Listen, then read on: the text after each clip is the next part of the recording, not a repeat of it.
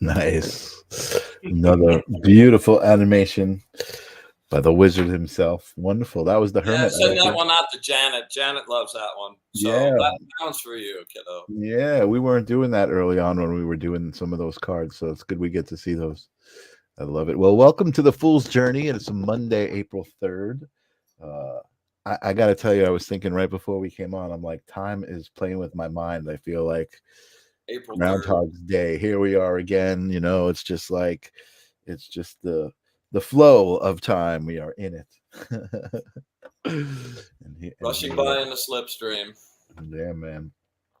So we did not go live this weekend. I know a couple of people were expecting that we did. You, unfortunately, were not feeling so well. You know, I don't know what to think about last week, man. I got like all week long, everything went just absolutely perfectly. Friday, I was so excited, man. My friends Jess and Brandon were coming up. We're gonna I'll have all these light painting portraits lined up. Gonna see all my friends. Oh man, everything was like set up perfect. I went to sleep Friday night. I woke up like early in the morning, like 3:30, just like my stomach was on fire. I was like totally nauseous. And I wound up spending the next like 18, 20 hours like on the bathroom floor, going back and forth between the duels, you know, dude, awful, really just awful. Well, And that's really stinks. I'm sorry to hear it. what, say what? I said that really stinks. I'm sorry to hear that. I know you were looking forward to that whole event. It really takes you to a kind of a crazy headspace too. Yeah, You know, when you can't get it to stop, it's like, wow, holy crap. totally torture. So anyway, apologies Anyway, to Amber and everybody out there that I didn't get to see at the show, and I'd love to reschedule all the stuff. And you know, I was really looking forward to making some art with you and sharing some magic. So please let's redo that again. yes. I've had a couple people already text me, and we've got that figured out. There's just a couple more left, and I hope everybody like figures it out with me. So, and bear with me, man. I'm still not 100%. I still feel like I'm in a little bit of a haze. So apologies if I'm not up to 100%. But All good, man. You are here. You showed up, and that's all you need to do is just show up and be here and be present. And I appreciate you being here. so I had a really crazy thing happen. I really need some cash right now. So I'm like thinking of ways to, you know, generate some money, and Leah and I were kind of kicking around some ideas last week. She's like, "Well, call the Psychic Friends Network, man. I mean, I could do that in my sleep." So there's a bunch of those, and I got about 6 of those, and contacted all of them, Mm-hmm. and there are no actual psychics there anymore. They're all AI. Wow. So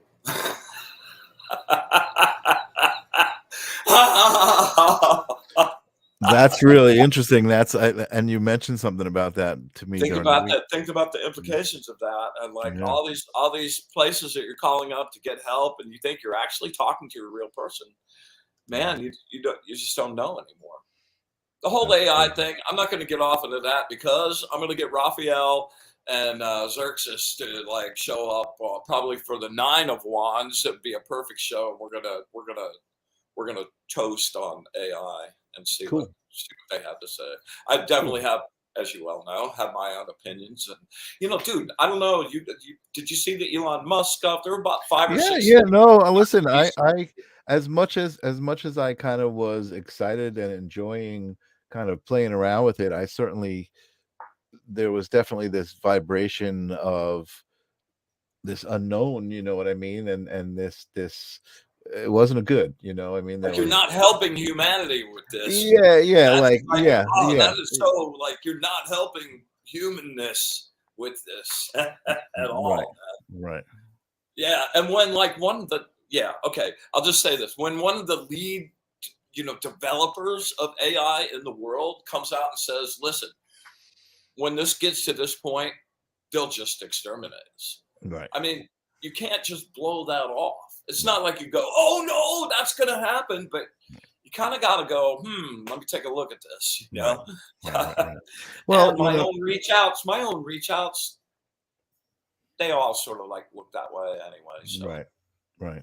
Well, you know, for me, I mean, this is kind of more live stream of consciousness conversation, but for me, I believe that, you know, all of the things that we've seen, like let's just say the Terminator, right? For instance, the story of the Terminator, that movie, and the whole story behind it, I think it comes from human imagination, right? Which comes from source, which is reality. So I feel like there's an element of the existence of that universe, right, where that exists, and that's something that, you know, it's certainly a possibility, and you have you to know, think about science that. fiction writers for a long time now have been reaching out and creating visions of the future that we're now actually seeing Right. coming to fruition that we all thought were totally insane, fictional, like that can't happen. Right. Heinlein, Ray Bradbury, man, Arthur Yep. C. Clarke, all Yep. those guys wrote these crazy stories. Man, George Orwell, 1984, right? Right. We Exactly. are, we Exactly. are living 1984, and it's like exactitude. There are things being quoted out of the press that are like directly out of that book, Yeah, yeah, like crazy. absolutely. Yeah. I think it's all an attestment to the power of thought being, an energy and manifesting reality. Thought manifests reality. So I feel like, there's certainly, and that's something I've always talked about, accountability. You know what I mean? We are, as humans, not really accountable for our thoughts. you know Even though it comes off as entertainment and like, oh, I'm creating this story and whatever, the story is not a positive one, and that gets into duality. You know what I mean? Like, certainly I think good and evil both need to exist in order to have a whole. Tommy Chong, on one of the episodes of the live stream of consciousness, said you can't have electricity without the positive and the negative. We existence is duality. Yeah, There's no exactly. way to escape that. Right, You know, exactly. And and it's that's where the you kind. choose. Where do you choose to set your frequency in Focus that your direction? energy, right? Exactly, exactly. And that's kind of what I was talking to you earlier about. This past weekend, it's just like, what? That's part of life, has to throw you those experiences every once in a while. You know what I mean? And it's like, do I align with it and do I wallow in it, or do I move on from it and go to the next flow? Flow with the next energy that comes. So all good, man. Listen, I'm glad to see you here. Like I said, I'm feeling the moment. I love these moments in particular because we created them. You know what I mean? Like, we're both sitting here, you and me, in the fool's journey because we want to be, and we're here. You know what I mean? Well, and by the way, just before we get off the weekend, I really did think about just like making it one big April Fool's show because it was on April Fool's Day. No, sorry, I know I wasn't going to stream it. No. No, I knew you wanted to, and it was actually Jilly who contacted me and said, "Hey, I feel like something's wrong," and I didn't even think about that. I was actually thinking in my head, I'm like, you know what? He's enjoying the moment. He's partying. He's having a good time. Like, I was like, no big deal. And then Well, Jilly what's Jilly really was like, I think strange, something's and, wrong. and I'll throw this out to you guys too, man. Yep. I there were. It wasn't just the illness thing was very anomalous. I was not sick. I never ran a fever. Hmm. I'm just like blasted to the point where I can't even stand up without puking. Wow. Yeah, What yeah. is that? Right? Okay, so Brandon is driving up. He's coming up where he's got a whole little rig set up for us to do the light painting scenario where like I shoot the stuff, it gets loaded into this little rig he's got. I like fast through it through camera raw, and we can project it on the side of a building or wherever, man. Wow. Like right then, and I think that solved the little thing. And this was going to be our first run through. We because we've got like 3 or 4 events, festivals, and stuff kind of set up coming up in I the got to next see this month. setup. I love this Brandon guy. Yeah. So, Brandon, dude, man, Brandon is the MacGyver I of us. love it. I love it. It sounds right up my alley, man. And the best way to motivate Brandon is to say, nah, I know that's too difficult. I know you can't figure that out. Reverse psychology, you Little get him every bastard, man, he's on it like you can't even believe time. it. That's Next day he's great. going, yeah, yeah, right. That's awesome. Yeah, I love him for that, man. That's awesome. Yeah, Yeah, I for can't sure. wait to. I So can't wait anyway, to he's see it. driving up. He gets to Clewiston about halfway through in his brand new Volkswagen car, and all of a sudden he hears. He goes, oh shit, man. He pulls over, and this whole like pan thing on the bottom of his car is now like hanging by 2 bolts Holy crap! and dragging on the ground. So he gets under the car and he like bungee cables the thing up, MacGyver's the thing all up, gets in it, like drives, gets about another 30 miles or so, and is like, oil, check oil comes on. So he goes in, he like turns around, he'd just gone through a little town, he comes back around, little place sitting right there at the edge of town, drives in, he goes, okay, well, they can't look at it, but they sold him a quart of oil, put the quart of oil in it, and then he actually made it up here. So he's hanging with me as I'm going. I'm like laying on the floor, and he's like, "Oh, dude, what are we gonna?" We're like trying to get my grip together, and there was just no part of me that was not gonna go. So I'm like trying to get my grip together, and like the second I like get my grip together even a little bit, I'm getting up and I'm trying to get my stuff. He's like, "Dude, just sit down, will you? You're driving me crazy. And, so Leah comes in the middle of this, and she's already been over at the place setting up. Come to find out that a huge gust of wind came up and blew everybody's tents away Holy crap. and destroyed the tents. Holy moly. Okay. And later that evening, she loses her phone. Wow. Okay. We can't really get in touch with each other. So, all those stacked up together, not quite sure what that means, but that means something. I'm sorry. Yeah. If anyone knows that, you do, but I know that. This is too many, Wow. too many. Yeah. And luckily I was able to divert Jess. She was only about halfway up. She was on her way to Melbourne for a meeting and was going to stop through here on the way up. So I was able to divert her, and she went on, so she didn't get involved in any of that business, at least as far as I know. Wow. But that was pretty crazy, man. Totally. That's totally nuts.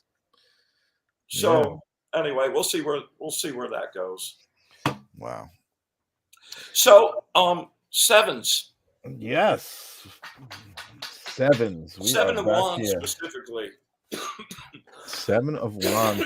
And this is sort of appropriate. Just happen to have it up. Yep, 7 of Wands. Let the battle begin, man. In the Rider-Waite version of this, there's a guy with a staff, and he's up on a hill, and they're surrounded by 6 other guys that are like trying to kick his ass with their wands, and it's like the battle's on. And the thing about this card is that you actually have the advantage. You have the high ground. So, it's pretty assured that you're going to win out of this. This isn't like a defeat card, but this is like a pretty intense, okay, man, you're going to have to go through it card. So we went through the 5s, and the 5s were about loss. You lose momentum, you lose love, you lose money. And then you get to the 6, and stability is restored, and you're back in the give and take and the flow of things again. And then we move out here into the 7s, and the 7s have their own special brand of intensity, which we'll go through here in a second. But 7s in general at this point are like the magical number. And 7 represents creativity and magic and resources to do things. And one of my favorite ways to make things make sense and to kind of connect all these divergent systems and things is to do a table of correspondences. And so things that are 7, right?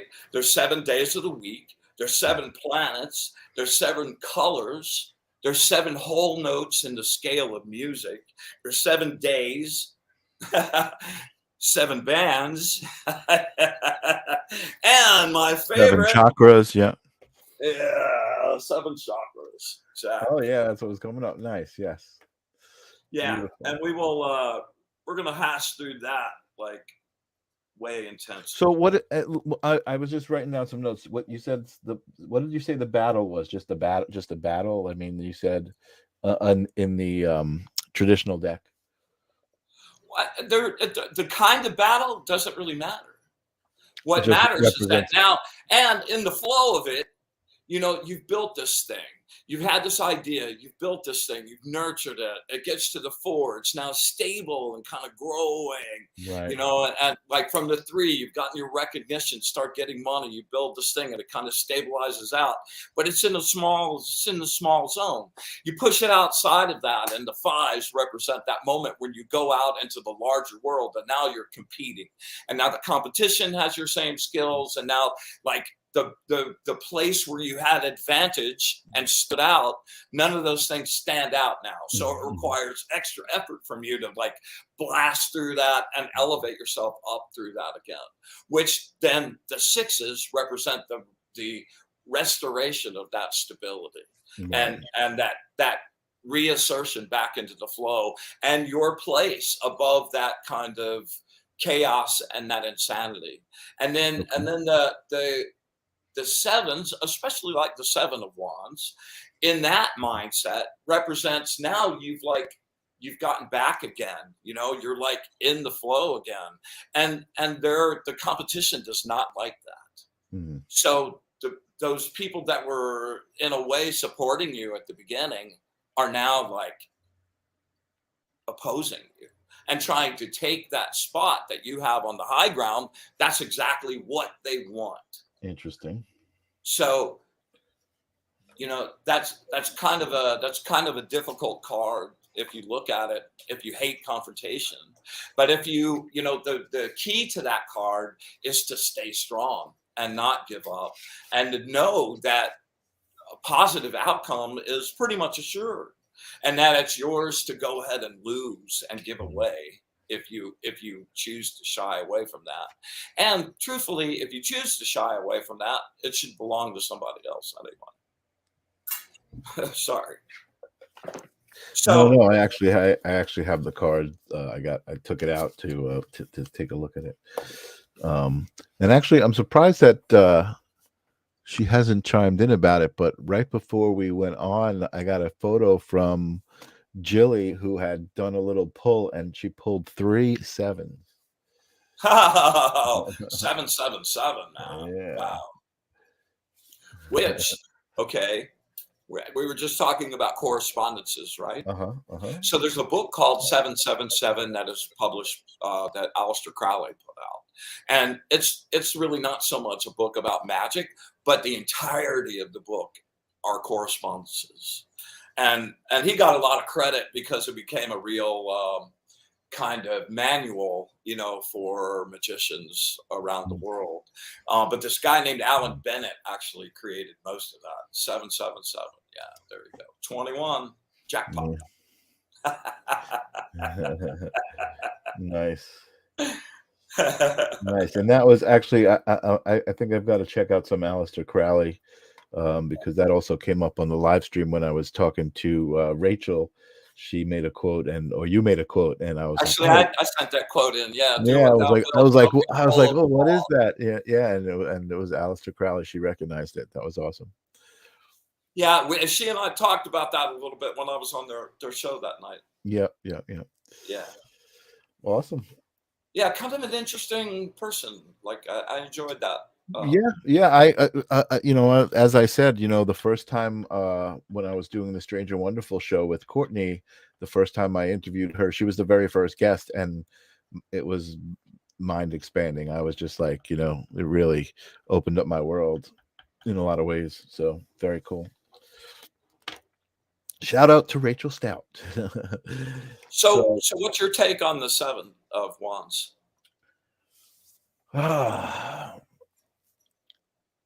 It's got me a little anxious, I think. I feel like the ones I enjoyed, the ace, the 2, the 3, I enjoyed that build up, but now I feel like we're really fighting for our life, as the cards go on.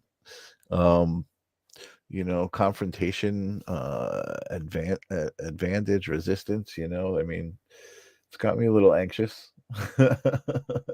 Especially since we've been kind of going through the journey along with the cards.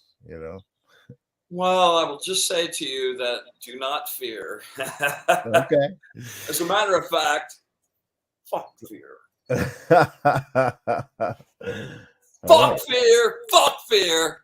Fuck fear. Fuck fear. I like that. I Yeah. like that. Well, that's the name of my speech I want to do. I want to get out and do a little traveling thing on. I want to take my fear banishing thing. I expanded it Awesome. out I love to. it. I love that. By the way, I, Go I ahead. was I was excited. I forgot to mention it. The appearance in that video that we watched, The Hermit, of your magic book. I thought that was really cool. How you used Yeah. that magic book was like it made a great appearance. Yeah, that was fun, man. The super fast blow through all the It was pages. awesome. It was Yeah, awesome. that And was you really get such a it's got so much energy, you get the energy of the book all of a sudden, like in this zap, you're just like, holy shit, this zap of this energy. It's funny. I like that book. I haven't really been adding more stuff to, and kind of when I died with the diabetes thing, 15 years ago, and I started this new study with my teacher, who, by the way, all of a sudden is now watching the shows. What up? Shout out. Nice. Yeah. Um, I started a digital grimoire. Oh, And nice. those are the pages I've been kind of sending you of late. Like last week, we had the crystal crystals. pages, Yep. and that thing's about 400 pages. But it's in the computer, Right. and it's so different to be able to take this book that I made. Well, hang on.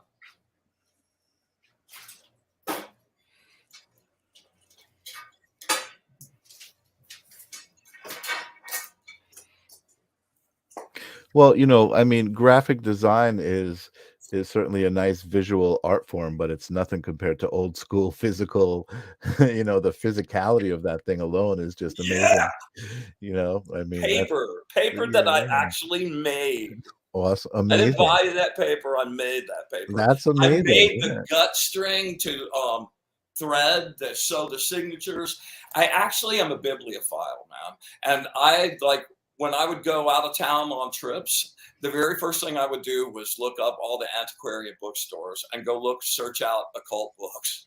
Yeah, I remember. So I wound up finding this book on hand bookbinding that Awesome. was 100 or so years old, and it had all these great diagrams for making all the wood jigs and the whole That's nine amazing. yards. Yeah, so so cool. I went ahead and did it, and this was actually, crazy enough, this was my first attempt at making my own. Right. And it there's like an energy about this before you crack it. Like you can't do that with the digital. It's amazing. No, it's totally amazing. And Jill's making a joke. She says, "Better get the crane," but I can totally imagine like in an old bookshop, like an apparatus that you have to like turn the cranks to like lift this thing up and like open it, and like you have to control it with this apparatus. Yeah, actually, I making books is one of my favorite things to do, and I've kind of had it on the back burner to maybe do a class in making your own grimoire, which I think Totally should, man. You totally should. fun. Yeah. There's nothing quite like that. I feel like this moment in history and mankind is a opportunity for ancient arts to make a resurgence. I don't think there's anything we're going to be able to do to stop what's happening with AI and what that's doing to creativity. But, like I'm at war with it, and it really doesn't matter whether I can win it or not. I'm going to be like, I'm holding to the old school stuff. And I'm also, when the power goes off, maybe AI is not winning at that point. Yeah. However, when the power goes off, all this bullshit that we've become accustomed to and addicted to goes away. Yeah, exactly. Listen, and when the power goes off, who's better equipped than you, to just freaking handle that? You know what I mean? Everybody else is going to be freaking out, and you're just going to be well, that's there. what I've been getting ready for, man. Yeah, it's amazing. It's awesome, And listen, I'm feeling pretty confident in my ability to handle it too. But like I'm going to come over to you because you're gonna conjure some light and stuff. Exactly. I'll have to send you the shot. There was a point. This has been a while ago, like 8 or 9 years. One of the things I had to do for my teacher was learn to light a fluorescent tube. Actually, not the really big, thick ones, but there's a little mini size of that, and about 18 inches long. And I had to like take that tube and just with my own energy light it up. Wow. And I've got a couple pictures of that. It's pretty cool. Oh, that's awesome. Jilly's saying we better start telepathy lessons so that when the power goes, we haven't already. We can all talk to each other. Yeah, we have actually. That's I thought we already had. Yeah, totally. So let's talk about some more sevens. All right, let's do it. So we did the seven of wands. The seven of wands is about the battle that's about to begin. And actually, that's a wand. So that's an energy card. And that's not necessarily saying that a battle will happen, but that is saying that the energy is right for that to take place. Gotcha. Okay. Gotcha. All right. So then we go over to the Seven of Cups. Seven of Cups, super wob card. Seven of Cups. Yeah, and the thing about this card is that like each one of those cups represents like a dream or some goal or something that you were kind of looking towards doing, but they're actually just kind of illusions. There's nothing solid there. They're just kind of like phantoms and dreams, and there's this element of being kind of disillusioned with all of it because it just there's no substance to it. It's all just fluff and feeling and you know, depending on what cards are around it, this card can also kind of like say delusion and a little bit of insanity kind of thing, right? So this card is really kind of a depressing card to me. Yeah, I've always, that doesn't sound like a good thing. And it's a card where it's like nothing is as it seems. You have any can you pull back into the major arcana card, and there's a card that really kind of relates to this in a huge way. That you want me to bring up what another card? What I just said would give you the clue to what that card is. Nothing is as it seems. Yeah.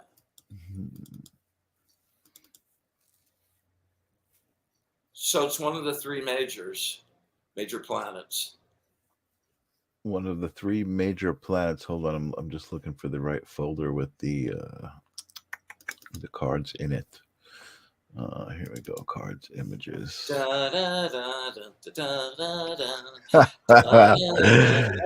right. So pop with my nails. What's that? I got nails now, man. I can't do the pop out of my mouth. Pop.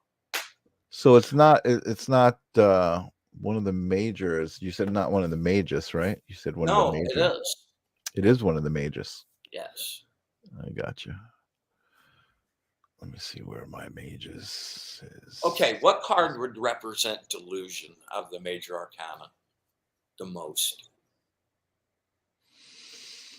Phantoms, fantasies, things not being what they are, shadows.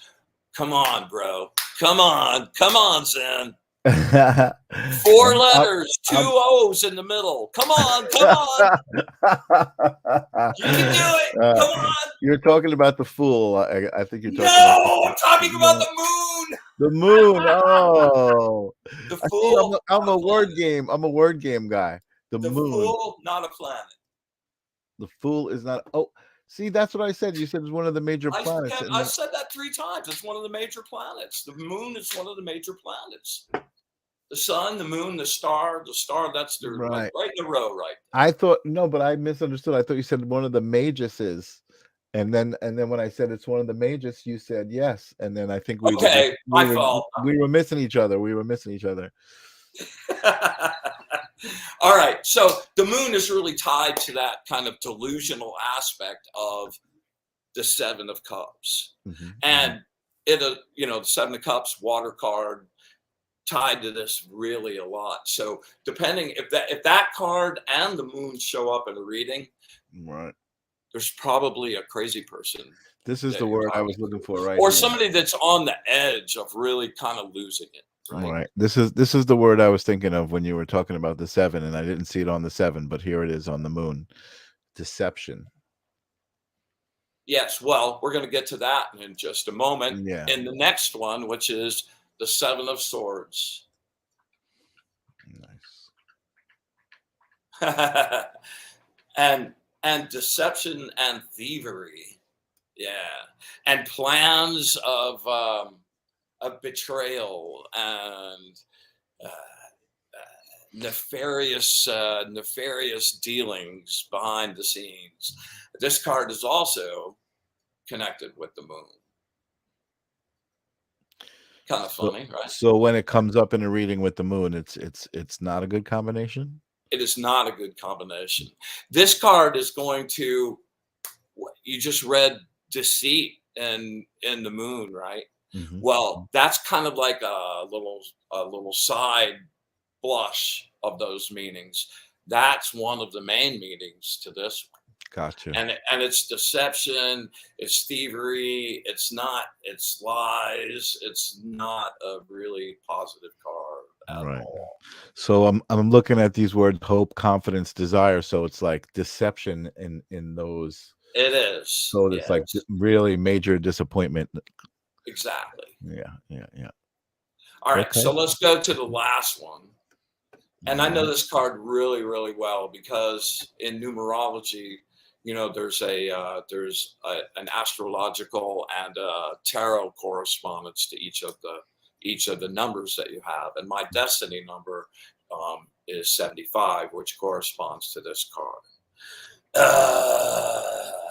In a lot of decks, this card is called failure, and each one of those little pentacles back there represents a time that you tried at something and really got it all the way to the edge, and for whatever reason it failed. Hmm. Those times are really crushing, and those aren't easy times to go through. And with each of those kind of difficult cards, they're not all just really awful. They all usually have okay, here's the key to making it through this scenario. Right. And I know this one really, really well. And the key to making it through this scenario is to never fucking give up, ever. And to realize that every one of those failures is a lesson towards your success. Mm-hmm. And that the only thing that can keep you from succeeding and actually getting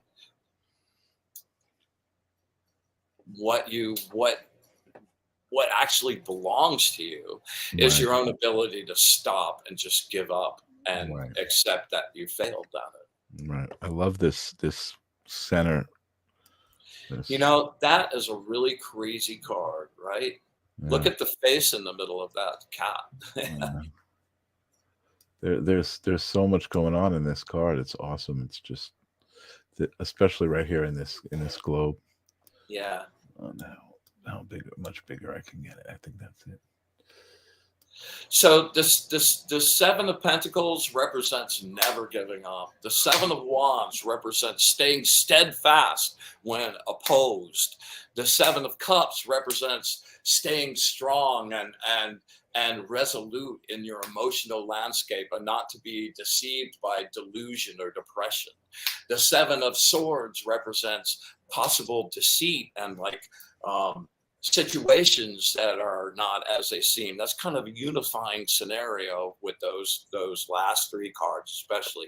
Things are not what they seem. And then the last Seven of Pentacles represents learning from a number of failures along the way and refusing to surrender and give up.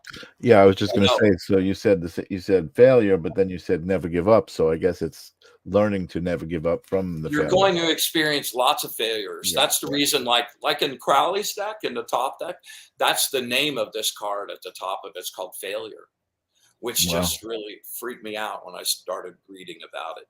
I mean, you want to just think that yeah, I'm an overnight success. No. And I got to tell you, man, I've lived this card. I've been that close, just the person that says yes, signs it, and life goes in this direction more than once. And for whatever reason, was not allowed. Thou shalt not pass. Big bad Saturn up there sitting there with the bar tab going, bro, we're not square yet, man. Yeah. You're not going anywhere until we deal with the bill, man. Yep. Well, like we were saying, duality, it's what goes around comes around, and it's going to keep going around. It's going to be great. It's going to suck. It's going to be great. It's going to suck. And actually these those represent your lessons. Those and this really you know, there's people that will disagree with me about this, but for me, this is a truth. You know, all of this crap I've gone through, I picked it all. Hmm. I set it all up. I Yeah. like made it be that way. And for whatever reason, many of which I've discovered over looking for a long time, Right. but for whatever reason, you know, I selected those. Hmm. And that it makes me mad at myself when I look in the mirror, but it also takes a lot of pressure off because now I don't have to look for anybody else to blame, you know, and there's no There you reason go. for me not to get better at whatever that is, you know, and So brilliant, unless I man. just choose not to. Yeah. You know, nobody else is keeping me from doing that, you know. Totally. No, no, I totally believe the same thing, and it's really interesting because I find myself curious. I mean, I know my own situation. I've had my ups and my downs and whatever, but I can always look around, right, and see situations like, let's just say, people who are say, well, if God is good, then how does he allow, kids to have cancer and die and all of these things?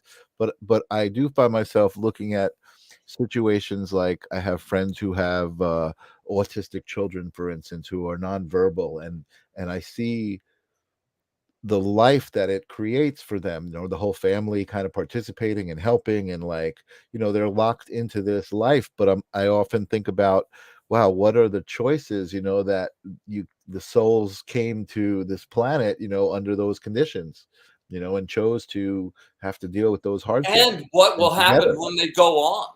Right, You know, right. that's the thing. Yeah. You know, it's like, while I might not have, you know, gotten some of the dreams I had for my physical material world, Yeah. I have gotten to like square up a lot of stuff, man. Mhm, And the mhm. next time around, I firmly believe, you know, you're taking the things that you actualize in your light body, the things that you actually learn and you make use of, and now you grok in fullness. Now they're part of your fabric, not just information. Yeah. It takes you, you know, when you transition, you that glob of energy that has those potentials in them comes back with those, and you know that's kind of a glorious thing in my opinion. I agree. I totally agree. And now you got my mind going. I think we should design some t-shirts. One that says "Grok in fullness." I think that's a good one. Well, Or that's a what? Robert Heinlein line. I can't really claim that. Oh, really? Oh, I love it though. I mean, That's out of a book that I read in high school that has been with me like in heart all my life. we It's could have called we could have Stranger in a our Strange own Land. merchandise. What's up, Stranger in a Jessica? Strange Land, right? Good to see you, Jessica, and good to see you, Celestial. Some people just arriving late, but good to see everybody. Well, Celestial, what's up? Glad to trying see to you. I'm trying to click off of these things and they keep popping up. There we go. So yeah, all right. Well, I think So I want to talk about. I'd love to talk about the seven chakras, and I'd love to talk about the correspondence of sevens. You let's know, do it. it's like if you think about it, the things that create, well, not just beauty, but actual things, sound, words, Mhm, mhm. energy. You know, those things come in these little groups of things. Like our perceived spectrum has Well, seven. they're like it's like the building blocks of creativity, of different visual and oral, and So yeah. you're looking at the vibration of seven colors. You're looking at the notes of seven whole notes that have Mhm, really specific physical effects mhm, on mhm, people. You mhm, know, mhm, you're looking at the planetary connections of all of those things. mhm. Amazing, you know. And one of my favorite symbols out of this, and someone I know and love, it's like a really favorite symbol for them too, is the seven pointed star. Hold on a second. Let me make it big. There you go. Oop, Yeah, open that hold up. on. There we go. Nope, No. you flipped it to the wrong page. Yeah, it is. There you go. Nice and big now. You're nice and big. Yeah. Oh, look at that. Perfect. Right. And that's the heptagram. And the Yep. heptagram is a really magical thing. And each one of those, that is drawn in one line. Those aren't separate Wow. lines. It starts in one place and it gets drawn all the way through. not unlike we did that pentagram banishing thing, where we're making the whole symbol without any interruptions in it. It's like that as Right. well. And each one of those, like that little center point in the middle is the symbol for the planet Earth, and each one of those around it is another planet. Oh, And wow.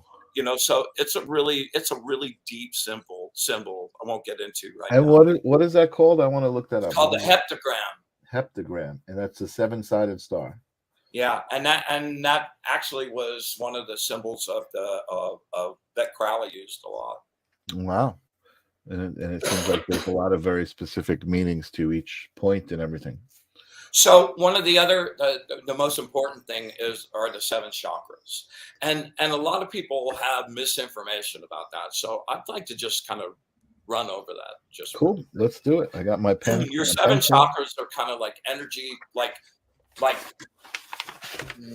large electrical transformer stations that go up the center, the core of your body, kind of in the middle of your body, close to your spine, right?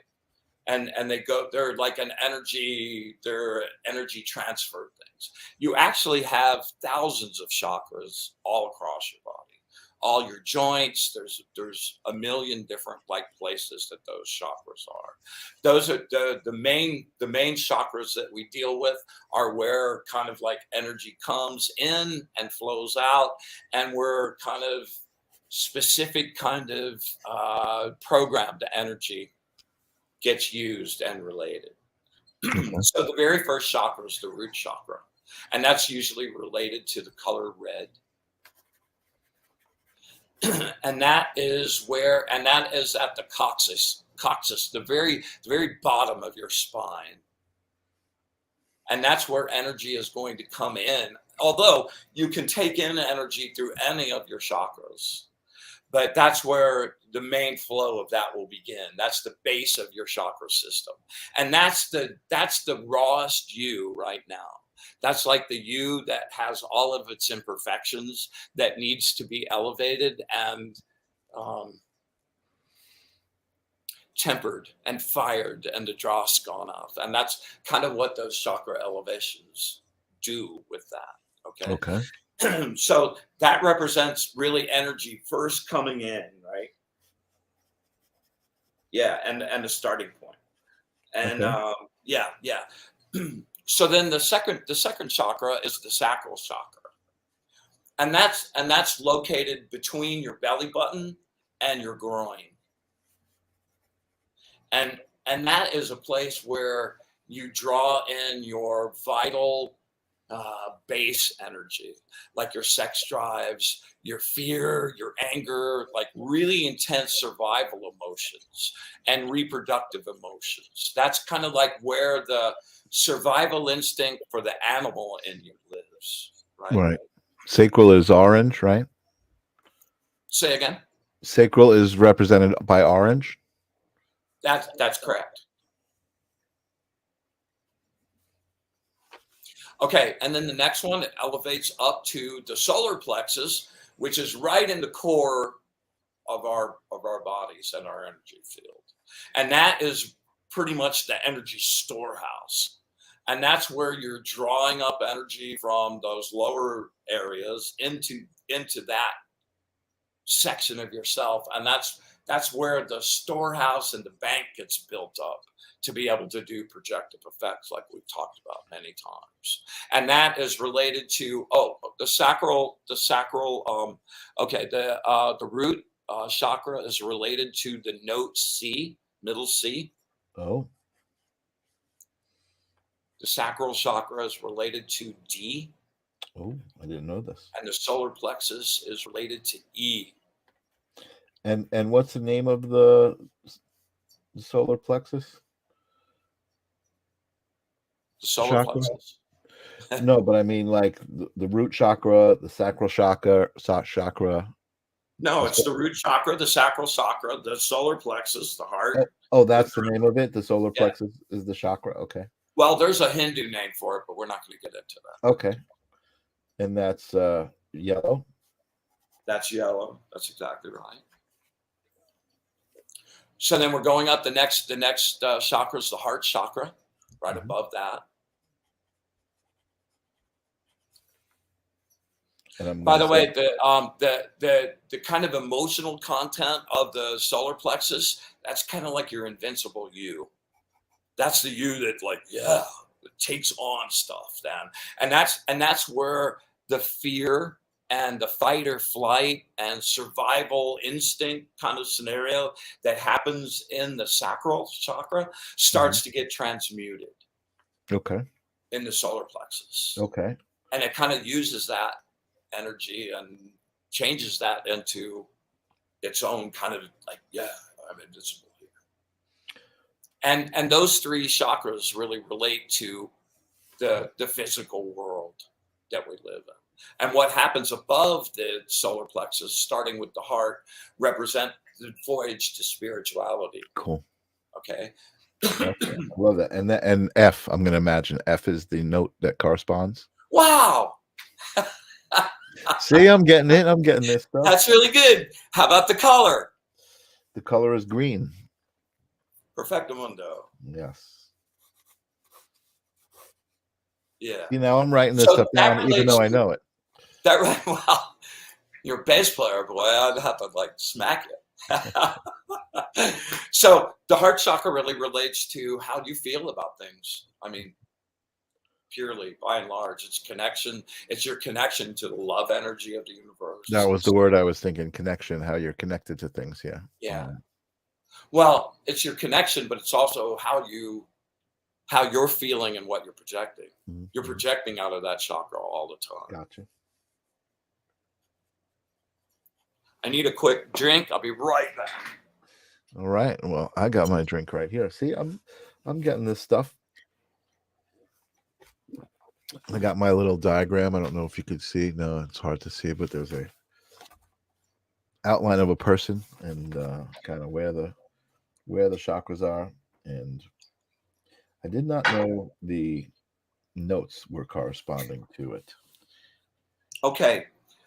So up from the heart, we're now at the throat chakra. Mhm. And that chakra has to do with your communication skills and your ability to share ideas back and forth between people. Color and note, The color is blue and the note is G. you would be correct, sir. Yes. Excellent. No, you're not correct. No?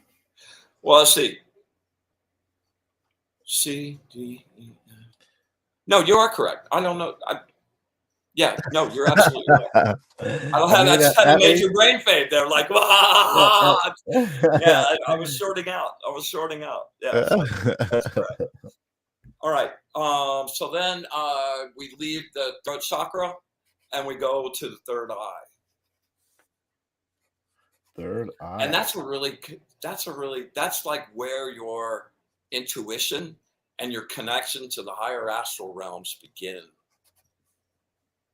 And that's where your sight to be able to see and start communicating after you've just, those communication skills aren't just about the world. Right. Those communication skills are about up here too. Metaphysical, yeah. Right, exactly.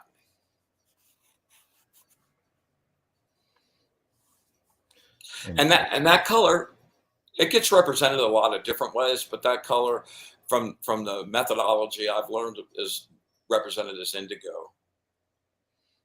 And the note is A. Yeah, the indigo children.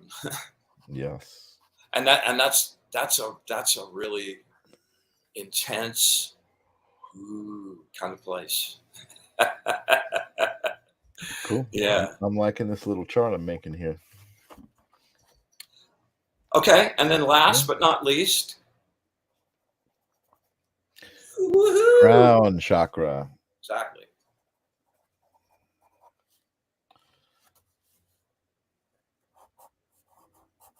Which is a violet color, and the note is D. And that's, when you hear all these people talk about the violet ray and the violet light, and that's what they're usually referring to. And like the Reiki guys that talk about bringing it in through your head. That's where all that happens too. There's a lot of different configurations of this. Right. It's interesting. Those correspondences of colors and stuff are how I learned this. But what those actually look like in real life to me are really different. Oh yeah, Yeah. interesting. The very first time I saw my teacher do an actual effect, he was gathering my set points to do some work to help me get well. This was at the very beginning of our relationship. Hmm. and and I was over at his house. I'd spent like an hour and a half, 2 hours, like charging up this penny with all of my juice and my set points, and giving him my blueprint so he could devise a program to be able to do this. So he has me go. Now we're done charging this up. He says, "Let's go up to the kitchen." It's very dark. There's just a single red bulb lighting the room, and Mm. it's about 4 o'clock in the morning at this point. So I'd say, okay. And he says, now go stand against the wall and make sure you don't say anything. I said, okay. He said, no, really, don't say anything. I said, all right, I got it. So there's a wine glass in the middle of a large round wooden kitchen table. No chairs sitting around, just the table, the wine glass sitting right in the middle of it. He says, go take the penny, put it in the middle of the glass, which I did. I'm now standing against the wall, and I see him just kind of like look back. It's like stomach sort of presses out a little bit, and the room starts getting brighter. Wow. First, I'm like, wow. And my eyes just getting used to it. And then I see light happening on him. That Frankenstein monster lighting, right? When you're like looking so it's like a light right in his solar plexus is going like this up his face. Wow. That is trippy, man. And it got brighter and brighter and brighter and brighter until the fucking whole room was lit. And at this point, I'd never seen anything even remotely like that. I got my hand Wow. over my mouth. And Yeah. I'm like, did he give me some drugs or like? But no, man, it was like Wow. there, right? So light comes down, and that was coming from his solar plexus. Bright white fucking light. Wow. So I'm like, is it done? And he walks over to the table and he kind of takes his hand. He's about 2.5 feet from the edge of the table. And he like sits there for a second, kind of like starts pulling his hand back, and the wine glass starts moving. No. Wow. And it's moving. Gets to the edge of the table, falls off and shatters, which was the point. I still have that shattered glass, by the way. Wow. And that evening, I mean, people talk about life-changing moments. That Right. evening changed my life. I can And imagine. actually Yeah. seeing his soul, and then over many years, we've looked at each other's chakras, and I've come to really believe that as much as, it's like trying to see an aura diagram where somebody assigns colors to an aura diagram Right. when every single person in the world looks different. Mm. Not a single person looks exactly the same, and Right. their colors are all arranged differently. Right. Different colors with different mixes mean Yeah, that different makes things sense. for Yeah. that person. It's like you can't. I have not been able to see wherever any of those assigned meanings were at. Right. Gotcha. Maybe in a few instances, but Right. not Right. No, that makes a lot of sense, and I actually find comfort in that. That everybody, because everybody's different, and that just kind of confirms that whole, even on a astral level, we're all different. So and this really goes to Chile at this point in time. Everything in the universe is about spinning. Nothing is still. Everything is spinning. Everything is turning. And what you're learning right now is the nut of creation in and of itself. Mhm. And that, those symbols for the chakras, each one of them have different, like it gets represented, they call them like chakra lotuses. And they have like different petals and Hindu symbols inside, and those all represent those energies. But those symbols and those chakras are not just still. The actual chakra inside you is spinning all the time. Mm. And that's a really big tidbit of a hint to use, Jilly, that your chakras are spinning all the time. Ooh, I love that. Yeah. I love that. I gotta say, and maybe there's some sort of correspondence to what we just went through as far as colors and the chakras. And specifically, I'm thinking for me, the violet representing the crown chakra and the green representing the heart chakra. Because when I know when I meditate, it's always a different experience, but certain aspects, are kind of repeat. And one of them for me is seeing this, energy kind of cloud, kind of, which I feel like represents my own soul, and it's violet. It's a very deep violet color, and then also green. There's like green inside and violet. So I feel like if there's some correspondence to my personality and who I am, that it's my crown chakra and my heart chakra together. I think that feels right. Well, that's probably your aura. Mhm. Yeah, that's probably your aura. So what do we got going here? What are we gonna? So I don't know that you can see this really well. This is one of those little vibrating. Let me see. Maybe this is Plasma light kind of. those plasma things. Yeah. Yeah. Can you see that? Yeah. All right. Well, Can you bring it closer? let me see. Oh, you're gonna do some effects with it. Oh wow. Oh, I think we're in for a treat, folks.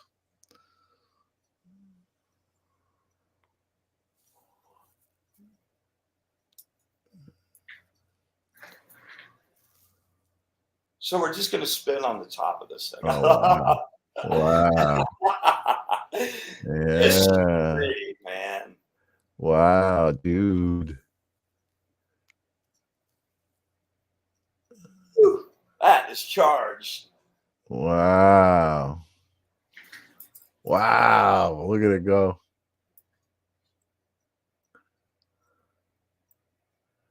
Nice.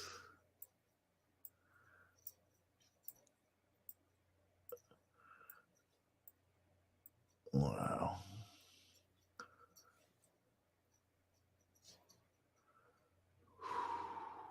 So the point is with this particular practice, I'm attaching to the little end, right?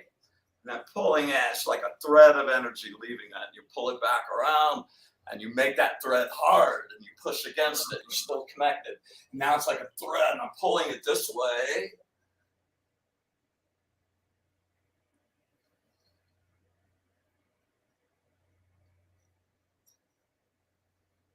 Wow. I'm just fascinated that you can even freaking balance that thing on the center of that globe. Even that I feel like is a tremendous skill. But look at that. Wow, you have it. It's flying now.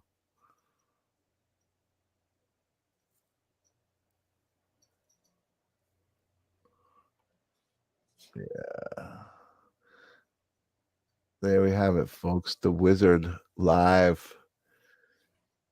Moving energy, creating magic right in front of our eyes.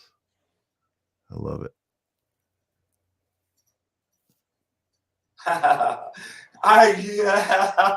Yeah. That's awesome, dude. And the thing I love the most is Fiona just standing in the background watching. Exactly. Just observing the whole thing, just chilling. Exactly. That's awesome, Wiz. Well, I gotta say, I'm glad to hear you laughing and your spirits raise your spirits a little bit. Yeah, it's good. It's good. Hold I'm on. glad that I got to share some time with you guys. I really look forward to you guys to become my little Monday family. Yeah, Very, very cool. totally. So next week it'll be the 8s. Yeah, we're 8 of actually Wands, we're speedy getting news. we're getting through this. Hopefully there's some goodness in the 8s. Well, the Eight of Wands is a great card. The Eight of Wands is about getting information. You're going to get some news, and you're going to get it fast. Awesome.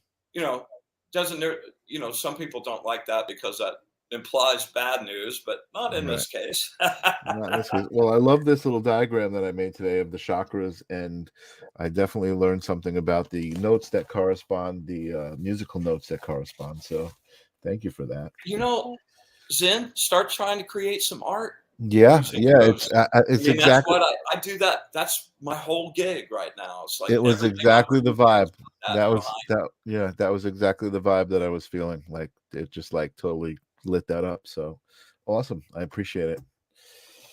All right. All right. Well, Yeah. All right, folks. Well, thanks for coming, to everybody who's always here, and thanks for you for hanging in there until today and doing your thing. And I guess it'll be Monday before you know it. We'll be back here again. woohoo. All right, folks. Peace out. We will see you next week. Bye.